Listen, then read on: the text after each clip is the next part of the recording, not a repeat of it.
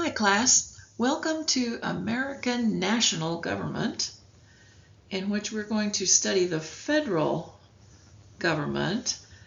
We'll talk a little bit about the states, but mostly our focus will be on the national government. There is another government course that deals with just the state governments, and that's Government 2. This is Government 1.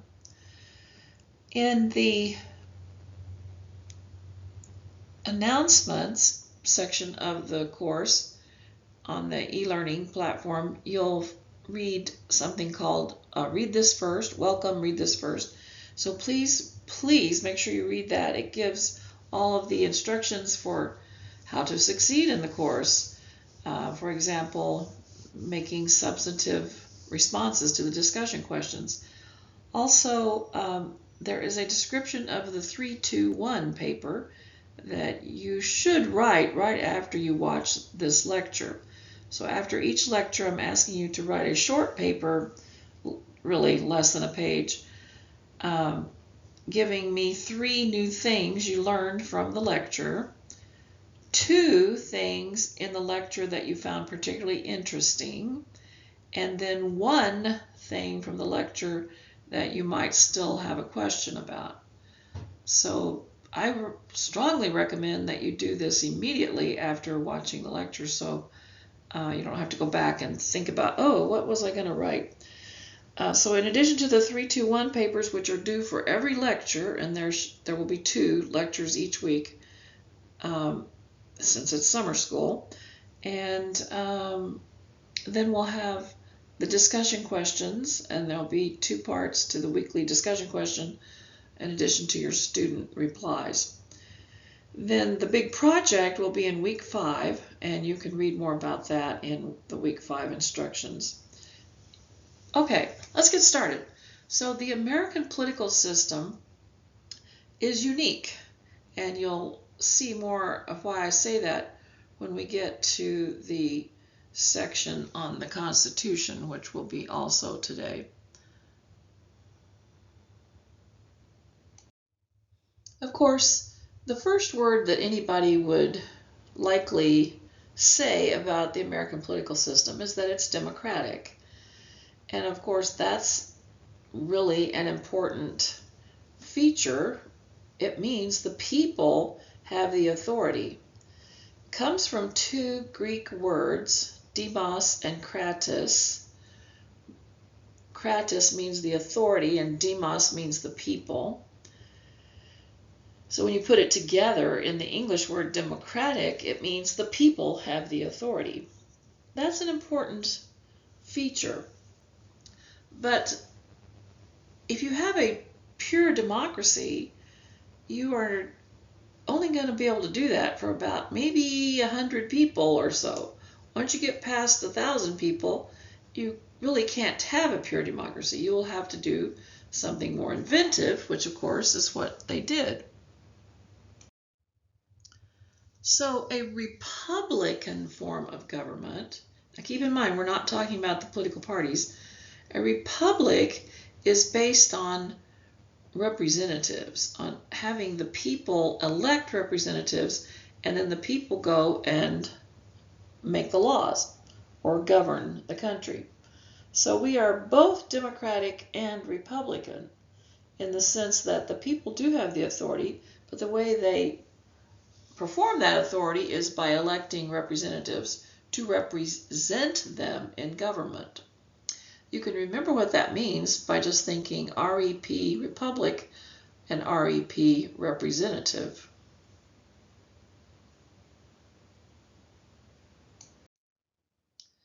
The system is also constitutional.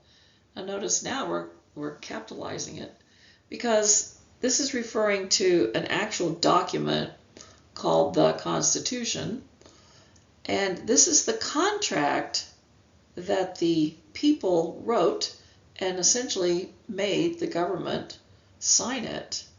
So not only are we, just this ideological idea, oh yes, we're a democracy, oh yes, we're a republic, we have it all written down, and it's very, very important that it be written down.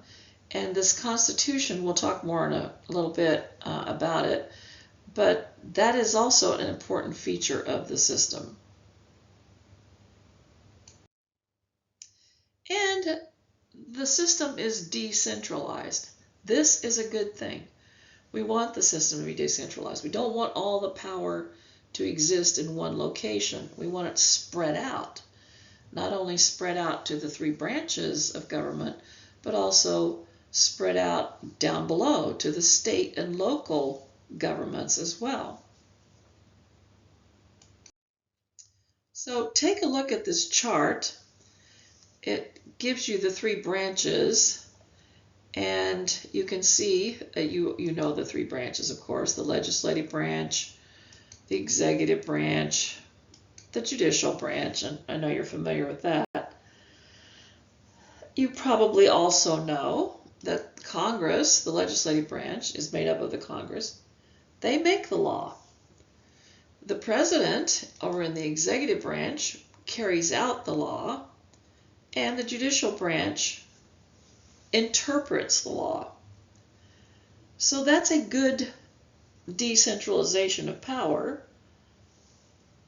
But if they just did those things, they would eventually bump up against each other. So let's look at what we call checks, and you may have heard the term checks and balances. Checks that the legislative branch has on the executive branch would be things like, okay, so the legislature, the Congress, makes a law, passes a law, they send it to the president, he vetoes it, he doesn't like it. But then they can override a presidential veto. Of course, it takes a 2/3 vote. They also can check the judicial branch because they can even impeach, just like they can impeach the president, they can also impeach and remove judges. Now, looking at the executive branch, well, they have checks they can make on the legislative branch. For instance, they have the power to, the president has the power to negotiate foreign treaties and to make appointments to all the federal posts, like the cabinets, like the Secretary of Defense or the Attorney General. All of those come from the executive branch. And by the way, it also says can propose and veto laws. And yes, the president or the executive branch is a big source of the laws that Congress deals with. The executive branch also has a check on the judicial branch because they actually appoint all the federal judges. And that means all of them, not just the Supreme Court. The judicial branch can check, and they do,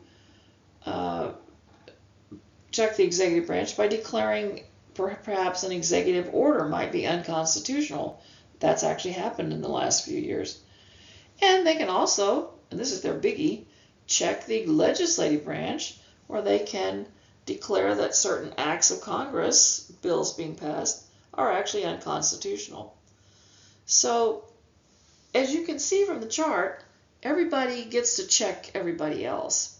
And that's a good thing. And that's what we mean when we say the power is spread out, the power is decentralized, and they check and essentially balance each other is the way the term goes. Okay, so we will now move on to the next lecture. So it'll be a different file, so you'll want to go over and find it. And we'll talk about more specifically what appears in the Constitution.